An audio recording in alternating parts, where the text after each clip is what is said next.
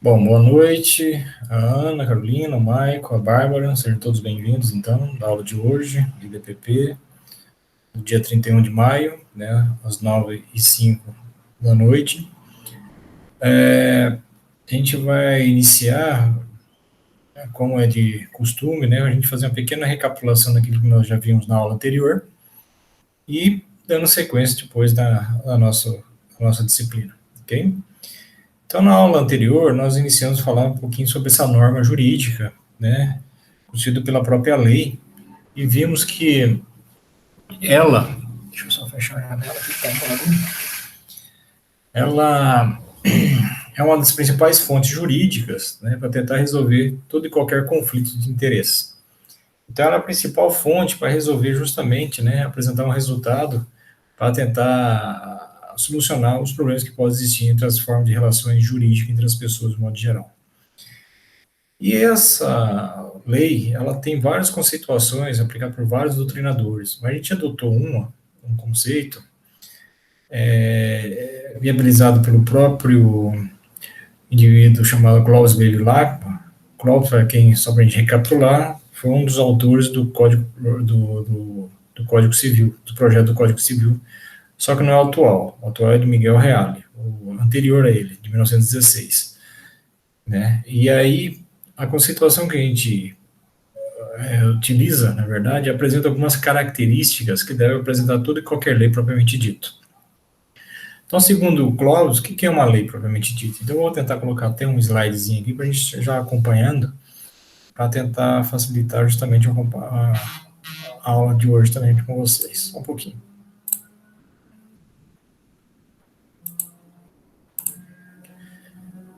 Então, segundo o Clóvis, vocês estão enxergando, sim ou não? Só para me responder.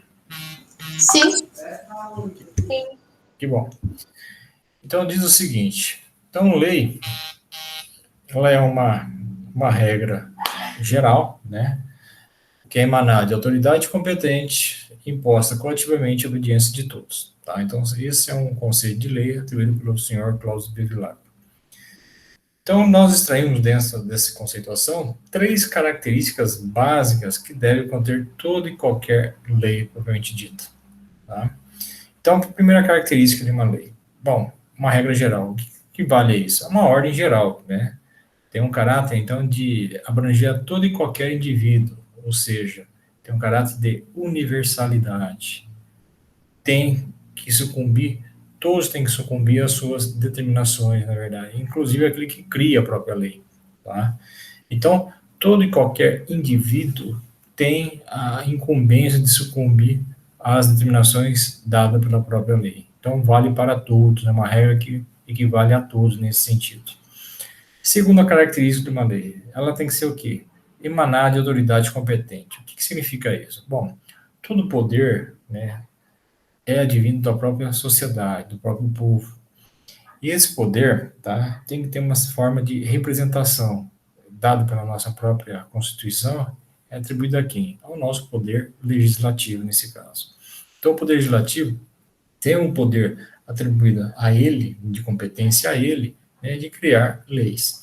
Esse poder legislativo ele pode se referir nas 3 esferas, né, dado pela sua composição, seja na esfera federal, que abrange todo o território nacional, esfera estadual, né, os territórios dos estados federados, e os municípios, né, que compõem a nossa União nesse caso aí. Então, na esfera federal, né, ele é formado por 2 casas, então é dado pelo Congresso Nacional. Como são 2 casas, então ele se torna bicameral, formado pelo Senado Federal e pela Câmara dos Deputados Federais. Já na esfera estadual, é dada pela Assembleia Legislativa, né, através da representação dos deputados estaduais. E na Câmara de Vereadores, pela representação dos próprios vereadores nesse sentido. Então, essas são as 3 esferas que compõem o nosso poder legislativo, e foi atribuído a ele a competência de criar leis. E ainda temos a questão, na última característica, dizendo o seguinte: é imposta coativamente a obediência de todos. Então, existe nessa última característica, né, um elemento coercitivo, né, que torna a lei obrigatória ao seu cumprimento. Qual é? É a própria punição, é a própria penalidade que está prevista na lei. Caso o indivíduo então não a cumpra, ele vai sofrer o quê? A consequência prevista referente a essa determinação dada pela própria lei nesse sentido. Então, ela difere em relação aos princípios por causa dessa situação de imposição dentro da sua obrigatoriedade, que uma vez não cumprindo, o indivíduo vai sofrer a devida consequência, ou seja, a sanção que está prevista dentro da norma nesse sentido. Então, essas são as 3 características que abrangem toda e qualquer lei propriamente dito. Então, ela é uma regra geral, ou seja, que vale para todo e qualquer indivíduo, tá? Ela é dada através de uma competência para a criação de uma lei, então ela dá atribuída a uma autoridade competente que recai ao poder legislativo, e além de tudo, existe o elemento coercitivo que impõe as suas determinações, que nada mais é que a própria punição. Então, essas são as características que abrangem as leis de modo geral. Bom, além disso, nós falamos um pouquinho a respeito da vigência da lei, quando é que ela se torna obrigatória referente às suas determinações impostas. Antes disso, a lei ela tem que passar por alguns critérios de validade referente às suas determinações. Bom, se a gente reportar na questão da criação da própria lei, ela é criada lá no Poder Legislativo. E dentro do Poder Legislativo existem vários trâmites referentes à formação dessa lei. Então, vamos supor que essa lei é criada no âmbito da esfera federal. Então, lá, como já foi falado, existem 2 casas, a Câmara dos Deputados e o Senado Federal. Lá ela é discutida, votada, né, e apresentada a quem depois de for aprovado por esse Poder Legislativo. Ela é apresentada ao Poder Executivo para poder o quê? Ou vetar a lei, quer dizer, proibi-la, né, tornar inerte essa situação, ou aprová-la, ou seja, ela é sancionada. Então, uma vez que ela foi aprovada, ela foi sancionada pelo chefe do Poder Executivo, no caso, o Presidente da República. Nós estamos falando de uma legislação de ordem federal. E nesse sancionamento, o que acontece referente à lei? Tá? Ela tem que passar por uma outra fase, nesse caso, que é a tal da promulgação, né, que é um instrumento que declara a existência da lei, né, e ela faz, na verdade, um preparo referente à sua devida publicação, onde são analisados todos os vícios ainda, né, se ela está de acordo com a própria Constituição, para ela tornar válida nesse sentido, para depois ela passar para outra fase, que é a da publicação, que a publicação também é um dos quesitos de validade da lei, para tornar a lei o quê? Conhecida para todos, né, referente à nova existência dessa lei. Então, esses são critérios de validade da lei e não de obrigatoriedade, né, nessa condição. Então, ela tem que passar pelo sancionamento, promulgação e publicado. E uma vez que a lei ela é publicada, ela se tornou conhecida. E aí, né, ela passa, então, a ser discutida quando é que ela decorre a questão da sua obrigação em si, do seu cumprimento. Então, a partir da publicação é que você começa a mencionar a determinação de obrigatoriedade dela. Isso vai levar em conta o quê? Que o próprio legislador vai determinar se a lei, né, pode ser de baixa complexidade ou de alta complexidade. Ou seja, o legislador, ao apresentar a legislação em si, a partir da sua publicação, ele determina se a lei pode ser aplicada imediatamente, né, levando em consideração que essa lei poderá ser de baixa complexidade, quer dizer, pode ser aplicada imediatamente sem qualquer impedimento às suas determinações, ou é necessário, então, levar um tempo além da publicação, né, para ela poder entrar em vigência, levando em consideração sempre que, nesse caso, a lei se torna um pouco mais complexa para impor suas condições. Então, essa forma, né, de determinar pode ser feita tanto de forma expressa quanto de forma tácita. Então, na manifestação expressa, o legislador determina quando é que essa lei entrará em vigência. Se vai ser na data da publicação, ele vai manifestar isso expressamente na própria lei. Essa lei entrará em vigência na data de sua publicação. Como falei, levando em consideração a baixa complexidade que a lei tem. Agora, poderá ser estendido, né, e levando em consideração também a alta complexidade que a lei tenha.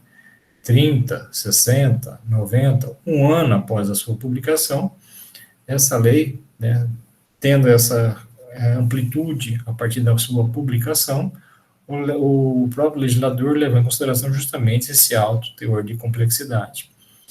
E o período compreendido entre a publicação de uma lei e sua entrada em vigência, para o direito tem um nome chamado vacância da lei, ou em latim vacatio legis, se escreve vacatio, mas se pronuncia vacatio. O que seria isso? É o período compreendido entre a publicação da lei e sua entrada em vigência. Para que ela serve? Serve para as pessoas poderem se adaptar à nova lei, legislação que está sendo imposta naquele período. Então, tudo isso, né, vai ser determinado de forma expressa, como foi citado aqui há pouco, ou seja, o legislador vai determinar por escrito isso na própria legislação. Agora, se o legislador, ao publicar essa lei e não mencionar a data de sua publicação, também há uma forma de manifestação, mas nesse caso não mais expressa, e sim que tácita, ou seja, fica subentendido que a lei entrará em vigência 45 dias após sua publicação. Então, mesmo que, né, ao criar a lei, o legislador não mencionou a data, isso de forma expressa, ou seja, determinante lá por escrito na legislação em si, também há uma forma de manifestação, e sim, de manifestação tácita da lei, e é determinado que 45 dias após a publicação dessa lei, ela entrará em vigência nesse sentido. Ok? Bom, e retroatividade da lei. Como regra, já foi falado também para vocês, que a lei, ela não retroage, ou seja, ela não analisa fatos do passado. Toda vez que se cria uma nova lei, ela vai simplesmente julgar fatos presentes e futuros, não fato passado. Então, esta é a regra. Porém, toda regra pode haver o quê? Alguma exceção. E nesse caso também poderá haver, como exceção, na verdade, caso a lei nova criada, ela se torne aqui mais benéfica em relação à anterior que existia.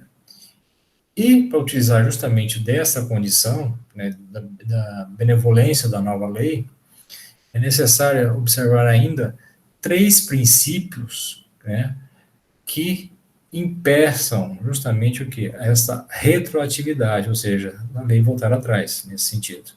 Quais são esses 3 princípios? O ato jurídico perfeito, a sentença trânsito em julgado ou coisa julgada e o direito adquirido. Então, o que seria um ato jurídico perfeito? Bom, é aquele já realizado, né? Ou aquele que já foi consumado dentro da sua plenitude, seus efeitos, né, em virtude da lei já existente, que não tem como você o quê? Voltar atrás.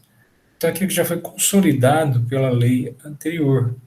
Então, não tem como você pleitear qualquer mudança, né, de decisões ou pleitear qualquer situação pela lei nova nesse sentido, caso esse ato jurídico ocorreu dentro da perfeição que a lei exige nesse sentido.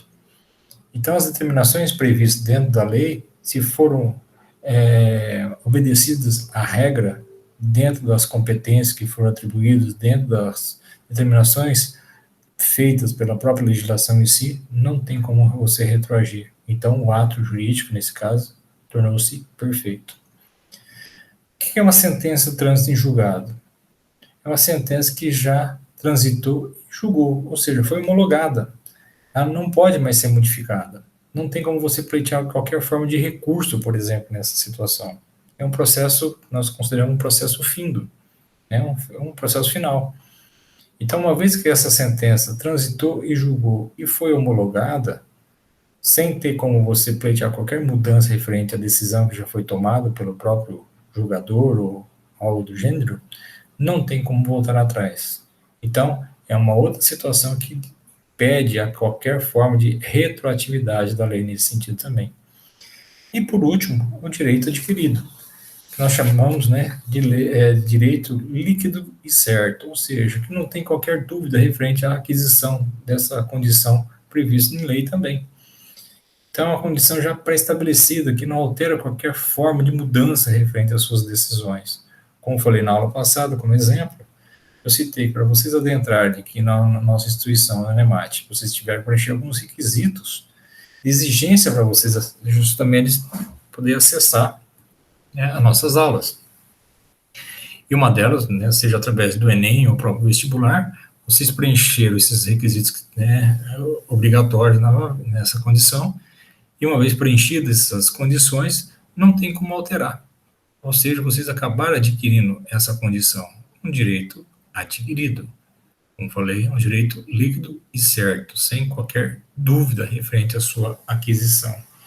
Então, essas são algumas determinações criadas através desses princípios que só ratifica o título do tema e retroatividade da lei, quer dizer, a lei só vai julgar situações presentes e futuras a partir do momento que ela nasce, que ela foi criada, não fatos passados.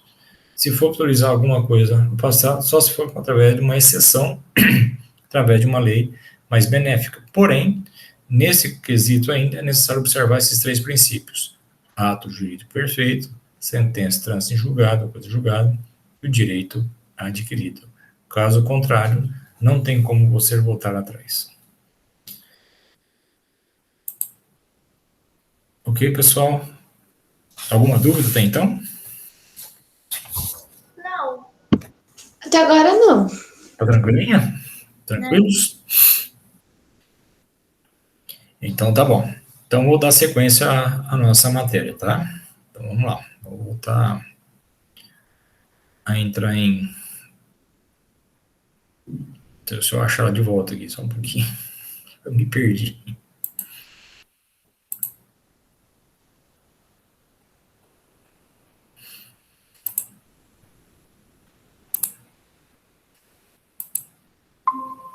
Espera aí que eu volto de novo aqui. Eu tirei e agora eu tenho que voltar.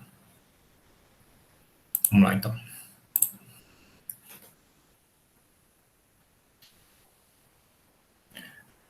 Apareceu de novo? Apareceu. Que bom. Então vamos falar um pouquinho da cessação da obrigatoriedade da lei. Tá? Quando é que a lei deixa de estar em vigência? Né? Ele perde justamente essa obrigação da sua determinação em si. Tá? A lei, para a gente poder determinar um pouco esse tema, discorrer um pouco sobre esse tema, ela perde a vigência em dois aspectos. Tá? Se uma lei, né, for criada, ela tem um prazo, de repente, por tempo determinado. Ou seja, ela tem um início e vai ter um fim, ok? Isso acontece muito em medidas provisórias, para vocês terem um exemplo mais claro referente a isso, tá? O próprio nome já diz, medida provisória. Então, ela vai permanecer, né, em vigência por um tempo determinado. Vai ter um início e um fim. Geralmente é 30 dias, tá? Mas pode ser renovado e assim por diante. Para que serve medida provisória, na verdade? Tá? Medida provisória é uma competência ao chefe do Poder Executivo, geralmente é o presidente da República, né? E ele determina isso para situações de grande relevância e urgência, na verdade. Tá?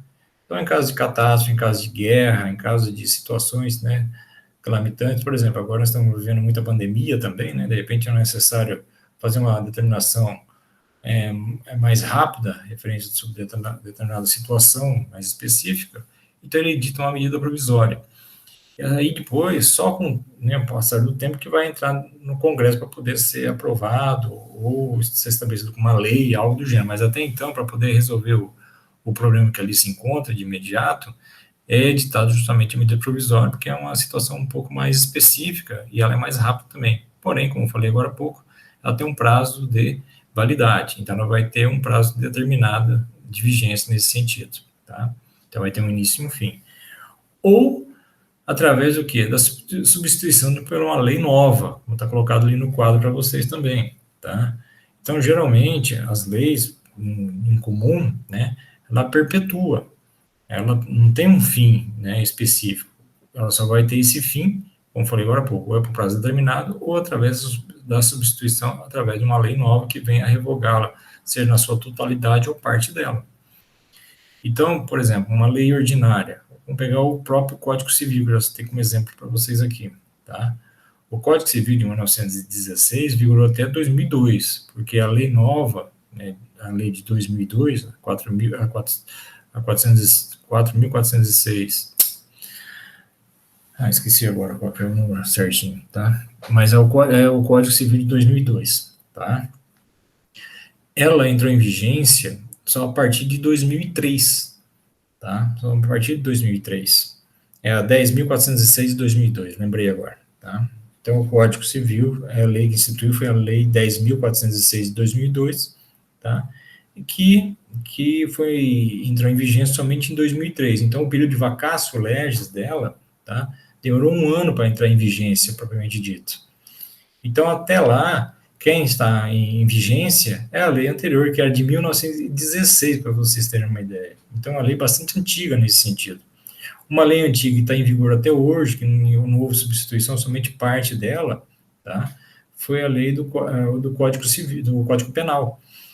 O Código Penal, para vocês terem uma ideia, é de 1940 e está em vigência até hoje, né? Então, muitas situações que a gente vivencia penalmente é do século passado ainda as suas limitações, né, em termos de punibilidade e etc, etc. Então, muitas vezes a gente acha um absurdo a pessoa não sofrer tal determinada imposição da norma, porque a norma é antiga ainda. E existe um projeto de lei que está há muitos anos parado lá no Congresso e eles não dão andamento, porque também não vai do interesse deles, né, qualquer mudança referente à lei nesse sentido, né. Então, é aquela situação, né? Nós vivenciamos, né, um mundo totalmente diferente por leis antigas ainda, né? E que fica obsoleto de acordo com as nossas demais demandas que nós vivenciamos no dia a dia hoje, né? E aí a lei perpetua, a lei permanece, né? Então, como eu falei, ou é por prazo determinado ou através de uma nova lei que venha a revogá-la. E aí essa revogação pode ocorrer de duas formas, na sua totalidade, tá? Ou parte dela. Então, quando ocorrer a revogação total da lei, é conhecido dentro do direito de abrogação, ou também conhecido como abrogácio. Escreve abrogatio, como está colocado ali, tá? Mas é abrogácio a pronúncia, né? E já a revogação parcial da lei, ou seja, parte de uma lei, é conhecida como derrogação ou derrogácio. Então, quando eu tenho a revogação da parte total, quer dizer, uma lei substitui uma outra lei, tá? Isso acontece a questão da revogação total da lei ou abrogação. Quando ocorre a revogação parcial dessa lei, seja um título, um artigo, um capítulo, seja o que for, quer dizer, não houve então a revogação de modo completo, e sim parte dessa lei. Nesse caso, ocorreu derrogação ou derrogácio. E essa revogação ainda pode ocorrer tanto de forma expressa quanto tácita. E aí, aquela, como já mencionamos, o que é uma revogação de forma expressa? Quando o legislador determina quais são, né, qual é a lei e quais são os textos de lei que são o quê? Revogados. Então, ela pode ser tanto revogada na sua totalidade, parte dela. Então, o legislador vai determinar, né, expressamente, quer dizer, escrito na própria lei nova, quais são os textos de lei ou qual é a lei que está revogando. Então, de repente, foi instituída a lei do Código Civil, né, como falei agora há pouco, a lei 10.406 de 2002. Essa lei revogou por completo o que existia na lei anterior, né? Então, ela revogou, né, a lei do Código Civil antigo, de 1916. Então, nesse caso, a revogação aqui é total da lei, ou chamada abrogação. E ele escreveu isso, ele determinou, esta lei revogará a lei anterior, né, a lei antiga, número tal, de repente, né, não lembro agora qual que era essa lei. E quando ocorre a revogação de forma tácita? Bom, é quando a lei nova, ela se torna o quê? Incompatível em relação à lei anterior. E essa incompatibilidade pode ocorrer nas mesmas leis, né, no mesmo nível hierárquico, tá? Eles vão estar equiparados no mesmo nível hierárquico, ou a lei nova tem que ser o quê? Superior à anterior nesse sentido, para impor a sua condição, né, dentro da hierarquia que ela possui em relação à que existia anteriormente. Um exemplo bem claro referente a isso é a nossa Constituição Federal. Então, voltando a exemplificar de acordo com o Código Civil. Então, o Código Civil antigo permaneceu em vigência até 2002, porque a nova lei de 2002 só entrou em vigência em 2003, ok? E lá, só para vocês terem uma ideia, toda a legislação ele acompanha justamente o quê? As especificidades da cultura, dos costumes da sua época. Então, vocês imaginam como é que era os costumes do Código de 1916, né, referente ao período que ele foi criado. É uma sociedade totalmente diferente da nossa hoje em dia, né? Era muito mais conservadora, tanto que, né, a condição, quem determinava as coisas, né, eram os homens, as mulheres praticamente não tinham vez. E nessas situações de criar essas leis, lá dentro do Código Civil tinha, em relação ao direito de família, por exemplo, os direitos do homem e deveres da mulher, para vocês terem uma ideia, tá? Então, para nós hoje, isso é um absurdo, né? Você poder fazer essa diferenciação entre homens e mulheres, apesar que, né, muitas vezes é visto isso na prática ainda, né? Porém, naquela época era muito mais exorbitante essa situação, era muito mais agravante, né, a condição em diferença entre homens e mulheres, mesmo porque a lei, quem a criou foi o próprio homem, né, os próprios homens nesse sentido, dentro daquela sociedade machista que existia naquela época. Então, tanto que tinham direitos do homem e deveres da mulher dentro do direito de família, por exemplo, tá? E era casos até de anulabilidade de casamento, caso a mulher não cumprisse determinadas condições, né, referente a essas situações previstas dentro da legislação da época. E aí, como eu falei para vocês, isso poderia ser até pleiteado até 2002, né? Como eu falei, uma lei só perde essa vigência por prazo determinado ou através de uma nova lei que venha a substituí-la, né? Seja por parte ou na sua plenitude nesse sentido. Só que tem um detalhe: todos aqueles indivíduos que forem utilizar esse tipo de arguição para pleitear justamente essa anulabilidade de casamento, se fosse o caso, tá? Nesse período de 2000 para cá, né, até 2002, na verdade, poderia ficar, né, perder esse quesito de validade a qualquer pleito nesse sentido. Por quê? Porque surgiu a nossa Constituição Federal de 88, né, sendo que, como eu falei, ela é uma Constituição cidadã, né, e um dos primeiros artigos que é mencionado nela rege justamente o quê? Aquele princípio da igualdade, dizendo que todos são iguais perante a lei. Bom, se a própria Constituição, que é hierarquicamente, né, superior a qualquer outra lei criada dentro do nosso território, imagina dentro da lei ordinária. Ela suplanta as suas condições sobre essa lei ordinária, que é do Código Civil. Então, a partir de 88 para cá, qualquer arguição contrária, né, que se pleiteava em razão da Constituição, né, ela se tornou o quê? Inconstitucional. Nesse caso, se a própria Constituição determina que se todos são iguais perante a lei, ela praticamente fez uma revogação referente a qualquer diferença entre homens e mulheres nesse sentido. Então, houve, nesse caso, uma revogação tácita da lei. Ou seja, a Constituição Federal implantou uma nova condição, né, de parâmetros, né, de acordo com o princípio da igualdade, isonomia, etc., né, que os mesmos direitos que tem o homem, a mulher também deveria ter. Então, nesse caso, né, direitos iguais, né, tanto direitos como deveres também. Isso que vale tanto para homens como para mulheres também, né, nos seus amplos efeitos que possam ocorrer justamente nesse sentido.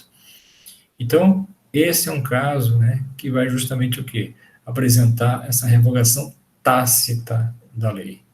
Então, a lei, né, através da nossa Constituição Federal, que é superior hierarquicamente falando em relação à lei ordinária do Código Civil, tá, impôs que existe, né, uma questão igualitária, tanto para homens quanto também para mulheres nesse sentido.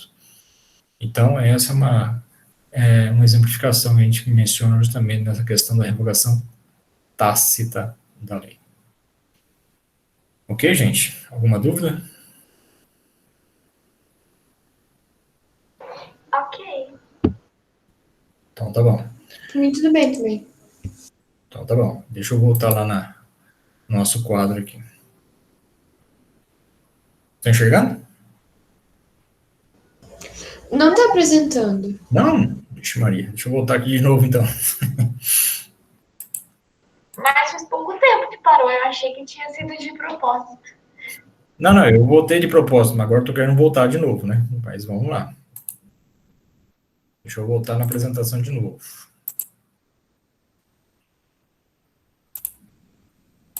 Vou compartilhar aqui.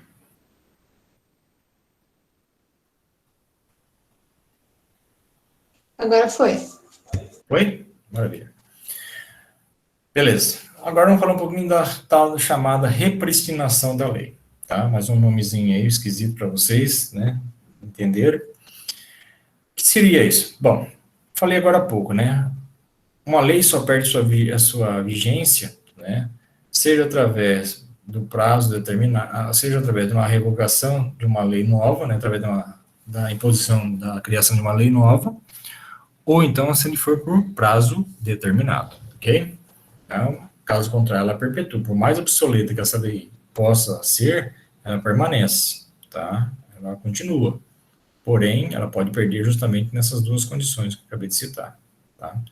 Então, vamos supor que, como exemplo que eu coloquei lá, tá? Existe a lei A. Essa lei pode permanecer, né? Até que seja criada aqui uma nova lei que venha a substituí-la. No caso, a lei B, ali, no caso, tá? Então, a lei A ela foi revogada através da substituição de uma lei revogadora, que é a lei nova, que é a lei B. E vamos supor que essa lei B, né? Ela possa também o quê? Vir perder a sua vigência. Como falei agora há pouco, ou ela pode ser substituída através de uma nova lei, que é através da lei C, vamos dizer assim, ou ela for através do quê? Por prazo determinado. Por que eu estou falando isso? Para falar sobre a questão da repristinação da lei. Caso essa lei B, né, for por prazo determinado, quer dizer, um prazo de vigência, ela poderá instituir de forma expressa que, uma vez ela perdendo a sua vigência, a lei A voltará a entrar em vigência novamente. Ou seja, a lei A poderá ser ressuscitada para entrar em vigência novamente. Isso nada mais é que a tal da repristinação da lei. Ou seja, é a vigência da lei revogada pela lei revogadora pela forma expressa que ela determinar. Como isso pode funcionar? Bom, nós estamos praticamente vivenciando esse tipo de situação, né? Porque antes da pandemia, vamos pensar assim, tá? Todos nós tínhamos arbítrio de ir e vir como bem queríamos aqui dentro da nossa sociedade, né? Tínhamos o direito de ir e vir, né? Permanecer nos locais públicos, a horário que a gente quisesse, e aquela situação toda, porque não tinha perigo algum referente à questão, né? Endêmica que nós estamos vivenciando nesse sentido. A partir do momento que criou, né? Estamos vivenciando o período de pandemia, criaram-se, então, algumas normativas que impedem justamente essa questão de maior liberdade que nós temos de ir e vir, por exemplo. Né? Agora, essa questão da flexibilidade, né, de locomoção, né, de permanecer em lugares públicos, etc. Então, impôs algumas ordens de restrições, né, em questão de horário, né, de permanência, e etc, etc. Então, mudou a lei. Então, tendo nesse sentido, essa lei B que foi criada, é por esse período de pandemia que nós estamos vivenciando nesse sentido. Acredita-se que a partir do momento que se inibir essa pandemia, né, as situações voltará ao estado anterior. Nesse caso, poderá voltar a quê? A lei anterior, novamente. Isso vai ser o quê? Estipulado expressamente. Então, é uma condição que vai ocorrer justamente nesse tema que nós estamos comentando com vocês, chamado repristinação da lei, ou seja, ressurreição de uma lei revogada através de uma lei revogadora de forma que expressa. É essa a condição prevista na questão da repristinação da lei. Vocês entenderam, pessoal? Sim. Então, essa é a consideração que eu faço referente à questão da repristinação. Então, a repristinação nada mais é você tentar, né, o instituto jurídico, né, em que a norma revogadora de uma lei, quando revogada, traz de volta a vigência daquela lei, né, que foi revogada anteriormente, originariamente, nesse sentido. Ok? Essa é a questão da repristinação da lei. E para a gente poder, né, dar sequência, deixa eu tentar aqui. Vamos falar um pouquinho da questão dos tipos de leis dentro do nosso ordenamento jurídico em si, tá? Então, o nosso ordenamento jurídico, tá? Ele vai ter uma figura, né? Como eu coloquei agora no quadro para vocês, dessa pirâmide, né? Para justamente mostrar as relações, né? das normas existentes, né, dentro do nosso território nacional. Então, como vocês podem observar, como eu já havia mencionado para vocês, a representatividade dessa pirâmide, né, do ordenamento jurídico, a nossa Constituição é a nossa lei máxima, né? Então, ela está no ápice dessa pirâmide, está bem no topo dela. Então, toda e qualquer norma, toda e qualquer lei, né, atos normativos, seja o que for, tem que ter embasamento constitucional. Então, ela que rege todo o funcionamento em termos de leis dentro do nosso território. E ela, como foi colocado ali, a relação de superioridade dela, tá, está acima de qualquer outra que for criado dentro do nosso território. Então, a Constituição, ela é, né, o ápice de toda e qualquer norma criada no nosso território. Abaixo dela, como vocês estão observando, existem as leis, os decretos de jurisprudência. Abaixo desse outro tópico, né, existem os atos normativos, portarias, resoluções, etc., né?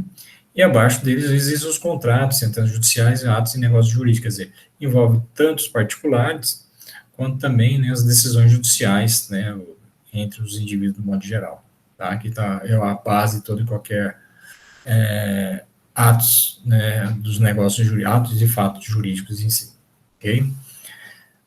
Eu coloquei algumas logo depois para a gente poder discutir, só para discutir não, para apresentar algumas características desses tipos de leis que possam existir. Então, a primeira delas, que eu falei agora há pouco, né, são aquelas leis comuns, né, as leis ordinárias. Então, como diz o nome já sugere, né, é o tipo de norma mais comum apresentado e discutido no processo legislativo. Tá? Então, essas leis geralmente, né, contêm normas gerais e abstratas, ou seja, abrange todo e qualquer ato da população em si. O Código Civil é uma lei ordinária, para vocês terem um exemplo, tá, gente? O Código Civil, tributário, penal e assim por diante. São todas leis comuns, tá? Então, como é que é o procedimento dela? Bom, as leis ordinárias são aprovadas nas duas casas legislativas, né? Por maioria simples. Isso nós estamos falando de uma lei ordinária da esfera federal, tá? Mas ela pode ser também incluída em uma lei ordinária, também na esfera estadual ou mesmo municipal. No caso, só muda a questão do poder legislativo. Um é feito só por uma única casa, né, o que é a Assembleia Legislativa, né, é feito dos estados, e a outra, dentro dos municípios, através da Câmara de Vereadores, tá? Então, são leis bem comuns nesse sentido. São leis simples. Que depois devem passar pelo crivo do chefe do executivo, né, seja o presidente, o governador, ou mesmo o prefeito municipal, que você vai decidir que se vai, né, proibi-lo, quer dizer, vai vetá-lo, ou vai sancionar, ou seja, aprovar essa lei. Então, para se entender que a maioria simples, né, coloquei lá também, um exemplo é o próprio Senado, né? O Senado ele é composto por 81 senadores, né? E vamos supor que naquela sessão, para analisar aquela lei, apresentaram apenas 60, né, dos presentes naquele momento. Então, naquele dia, um projeto de lei ordinária seja aprovado pelo Senado, basta que 31 senadores votem a favor desse projeto, quer dizer, 50% mais um, né? Que dá a totalidade de 31 senadores nesse sentido. Então, por maioria simples, né, que tenha justamente o procedimento de aprovação de uma lei ordinária. Já na lei complementar, é um pouquinho mais complexa essa questão da votação, tá? Então, esse tipo de lei sugere por exigência da Constituição Federal, nesse caso, onde a Constituição disser que alguma lei específica irá regulamentar a matéria em questão, é necessário, então, criar um projeto de lei complementar. Bom, os projetos de lei complementar são aprovados por maioria absoluta, então já muda então, a configuração de aprovação dela, como eu falei agora há pouco. Retomando o exemplo do Senado, né, a aprovação de uma lei complementar nessa casa legislativa só acontecerá se ela alcançar o quê? 41 votos favoráveis, quer dizer, já é pré-estabelecido, tá, gente? Que é a maioria absoluta dos 81 senadores. Então, portanto, pegando o mesmo exemplo lá dos 60 senadores que vieram na pauta daquele dia, né? É necessário mesmo assim que 41 deles teriam de votar a favor dessa lei complementar, tornando sua aprovação um pouco mais, nesse caso, mais difícil, né? Depois aprovado, o legislativo também passa pelo crivo de sanção presidencial, quer dizer, pelo chefe do executivo. Então, na comum, basta a maioria simples, nesse caso, a maioria absoluta, para justamente ter essa composição de aprovação dessa lei complementar. Tá? Medidas provisórias, eu já falei também, né, que ela serve para situações de grande relevância e urgência, ele é ditado justamente pelo chefe do executivo, do presidente da República, né, e e ela tem o que como diferencial, né, força de lei, de imediato, né, antes mesmo de ser colocado em votação na Câmara ou mesmo no Senado. Então, as medidas provisórias submetidas à Câmara imediatamente, né, dentro de 60 dias após a edição, né, da medida provisória, quer dizer, só até 60 dias ela pode ir, né, para a Casa Legislativa, né, para poder ser votada, para ser convertido ou não em lei nesse sentido. Então, um detalhe interessante é que, se em 45 dias a medida provisória ainda não ter sido apreciada, ela entra em regime de urgência e tranca a votação de todas as outras matérias em pauta. Quer dizer, ela tem prioridade. Então, caso ela não for ainda mencionada no prazo de 45 dias dentro lá do Congresso, né, que seja, ela vai justamente obstruir toda e qualquer outra projeto de lei que lá se encontra, até que seja discutida essa questão dessa medida provisória. Tá? Então, ela tem prioridade nesse sentido. Se nada for definido até o prazo de 60 dias, o Congresso ainda pode prorrogar sua votação por mais um período de 60 dias, que ainda tem mais uma situação de prolongar um pouco mais essa votação ainda. Então, a medida provisória para suas características especiais é um importante instrumento à disposição do presidente da República para que ele possa colocar em prática o quê? Medidas que entenda como necessárias naquele exato momento, como falei, é para grandes situações de urgência e relevância, né? No caso de situações que apresentem necessidade de emergência nesse momento, tá? Então, isso que serve medida provisória. O próprio nome diz, ele é provisório, tá? E depois ela pode se tornar uma lei ordinária depois, né? Se for o caso. Emendas à Constituição. Bom, emendas à Constituição é mais complexo ainda, tá? Então, elas são as famosas PECs, né? Propósito de Emenda Constitucional, ou simplesmente PEC, né?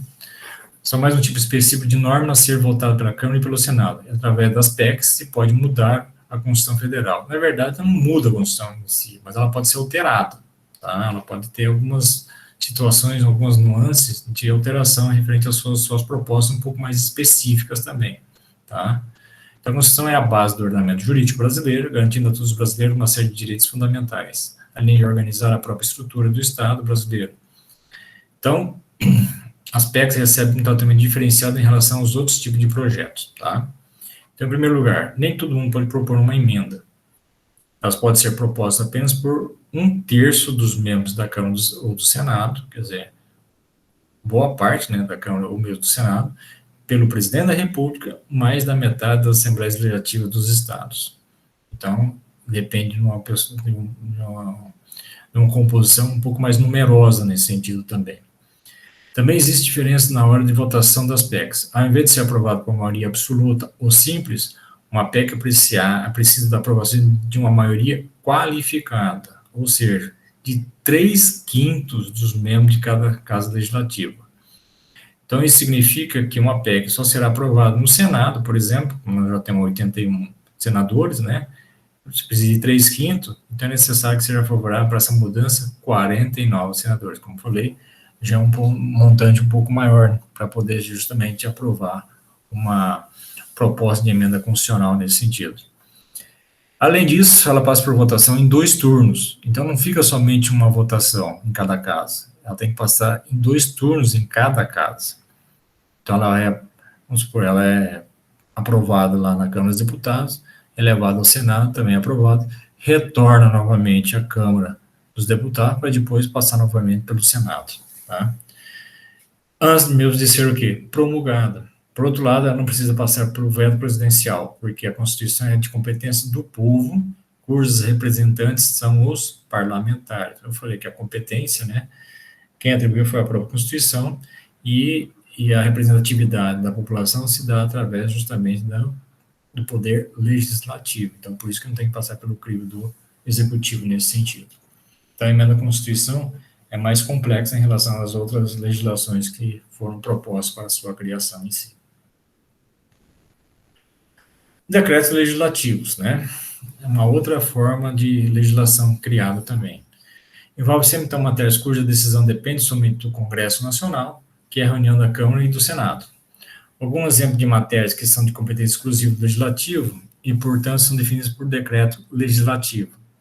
Lá no Executivo existe, que seria o decreto presidencial, no caso, é a medida provisória, é o nome mais, né, determinante nesse sentido. Aqui são decretos legislativos, ou seja, são decretos proporcionalmente pelo poder legislativo. E quais são elas? Resolver questões relativas a tratados, acordos ou atos internacionais, autorizar o presidente a declarar guerra ou paz, e autorizar o presidente e o vice-presidente se ausentar do país por mais de 15 dias. Então, a necessidade desses nossos governantes poder se ausentar por mais de 15 dias, vamos supor, o presidente da República, ele é necessário viajar para o exterior, então ele vai se ausentar por mais de 15 dias. Quem assume é o vice. Se por acaso o vice tiver que viajar também, quem assume nesse caso é o presidente da Câmara dos Deputados Federais. E assim sucessivamente pelos seus representantes, até chegar ao próprio Supremo Tribunal Federal também através do seu presidente, que vai fazer essa substituição desses governantes no modo geral. Quem faz isso é através dos decretos legislativos. Então, os decretos legislativos também precisam ser aprovados na Câmara ou no Senado. Para se ver todas as matérias de competência do Congresso, aí existem os artigos pertinentes a essa situação. Por exemplo, nesse caso, o artigo 49 da nossa Constituição Federal. E, por fim, as chamadas resoluções. Tá? As resoluções são normas de interesse interno de cada casa do Congresso, ou seja, trata de matéria de competência exclusiva da Câmara ou do Senado. É como se fossem os trâmites administrativos de cada casa. Tá? Então, são situações internas, seja da Câmara dos Deputados ou mesmo do Senado Federal. Então, os efeitos de uma resolução costumam ser apenas internos a essas casas. Então, a criação de uma comissão processante, por exemplo, é através da resolução interna da casa que vai criar justamente essa comissão, quem vai fazer sua composição, quem faz parte, quais são as atribuições, etc, etc. Então, são determinações internas, constituídas dentro de cada casa que tem as chamadas resoluções do Congresso nesse sentido. Então, isso é as determinações dentro do âmbito legislativo que eu queria passar para vocês a respeito. Tá? Dúvidas? No dúvidas? Professor, Oi. Esse conteúdo desses slides, ele tem algum livro da biblioteca virtual? Tem nos vídeos que eu tenho lá no Cigarro para vocês. Tá, beleza. Tá nos vídeos lá. Tá? Eu só reproduzi aqui, na verdade. Tá bom. Inclusive tem com as minhas falas também. No áudio também aparece nesses slides lá também. Tá bom, obrigada. Tá bom? Mais alguém? Não. Tranquilos? Tranquilos, no caso. Só para a gente poder mencionar também, tá? Isso é a nossa avaliação dessa unidade primeira, tá, gente? Na unidade 1. Então, vai lá desde aquela formação da ciência jurídica, através das teorias, direito natural, positivo, objetivo, subjetivo, passando pelos elementos, a questão da classificação das fontes, até chegar na questão da lei, dos princípios, e depois da lei também, tá? Então, é até nessa formulação dessa pirâmide também, normativa que eu acabei de passar para vocês. Então, essa vai a nossa composição dessa unidade 1. Então, a partir de amanhã, eu já vou colocar no CIGA a nossa primeira avaliação, tá? Como é que ela vai ser composta, para vocês terem uma ideia, tá? Vai ser apenas 10 questões, e de caráter objetivo ainda, tá? É bem tranquilo, eu não vou fugir de nada que já foi discorrido aqui com vocês. Então, vocês têm um baita tempo para desenvolver justamente essa avaliação, porque ela vai começar amanhã e vai até domingo às 23h59. Então, tem tempo para caramba aí para vocês fazerem essa avaliação. E outro detalhe, vocês vão ter 4 tentativas de acerto para desenvolver essa avaliação. E fica justamente a melhor tentativa, a nota da melhor tentativa, tá? Então, é tranquilo, bem sossegado, basta vocês reverem justamente o material que vocês têm no CIGA, os nossos vídeos aí também. A aula de hoje também eu vou postar depois também para vocês terem, como complemento aí para conhecimento de vocês. Então, só frisando, nós temos então a nossa avaliação, que a partir de amanhã eu vou vou oferecer para vocês aí dentro do cigarro, tá? Ela vai estender até domingo, até as 23h59, tá? Vai ser de múltipla escolha, né? Escolhendo sempre a melhor alternativa, e vocês vão ter o quê? 4 tentativas para justamente desenvolver essa avaliação de vocês aí. E ficar na nota da melhor tentativa nesse caso. Melhor que isso, só presente no Natal agora, tá? Não tenho que falar, eu acho, nada a respeito mais dessa situação aí. Tudo bem? Alguma dúvida? Tudo certo. Não. Então é isso, gente. Então eu vou agradecer a presença de vocês, tá? Eu agradeço pelo empenho aí e tal, de assistir aos nossos comentários aqui. Desejo a todos uma boa semana, com muita saúde, tá? Que façam a prova, né? E se puderem entrar em contato, eu vou colocar também lá no nosso WhatsApp, lá, né? Essa questão da avaliação, para as pessoas poderem tomar conhecimento, tá ok? Se ninguém tem nada, eu vou interromper, vou terminar a aula de hoje, então, tá? E aí, na segunda-feira, a gente vai começar uma matéria nova. Certo? Certinho. Boa noite, professor. Boa noite. Então, Boa noite. a todos, né? Bom descanso a todos e boa semana também para vocês. Tudo de bom. Boa noite, professor. Pro senhor também. O senhor também. Tchau, tchau, então.